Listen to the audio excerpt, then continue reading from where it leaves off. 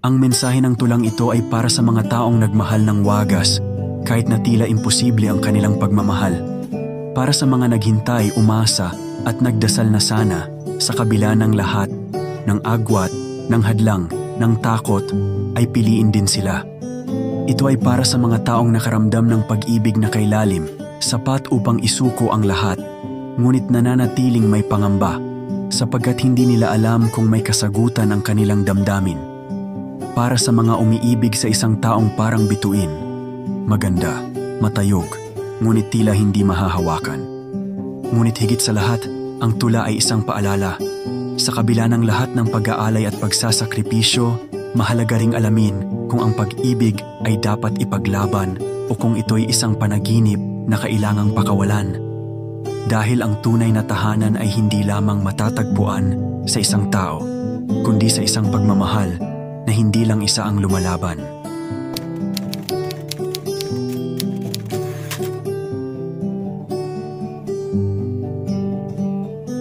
Heto na naman, ako nag-iisip, minsang nagtataka.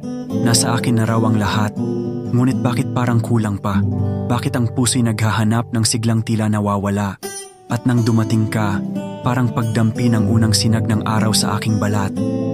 Ibang saya, ibang kulay, ibang pintig ng puso ang aking nadarama. Pag-ibig nga ba ito? O isa lang bang panaginip na naglalaro? Ngunit paano ko ipagtatapat? Paano ko sasabihin sa'yo na para bang ako'y nangangamba dahil tayo'y magkaibang mundo? Ang agwat natin, tila langit at lupa. Ngunit handa akong tumulay, handa akong maglakbay. Basta't sa dulo, ikaw ang aking matatanaw. Ikaw ang hanap-hanap, ang pangarap na kay tagal kong inasam. Lumuluhod ang puso, nakikiusap sa universo. Sana, mahalin mo rin ako.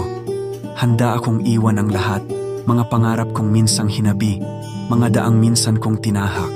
Dahil sa'yo, lahat ay kayang talikuran. Sa'yo lang ako tunay na nabubuhay. Ikaw ang sagot, ikaw ang pagbabago. Sa'yo, natagpuan ko ang dahilan ng bawat ngiti, ang dahilan ng bawat tibok ng damdamin. Kahit magkaibang mundo sana'y makita mo, ang pusong ito, handang ialay ang lahat para lamang sa'yo. Sinta, ikaw ang aking tahanan, ang aking kalangitan.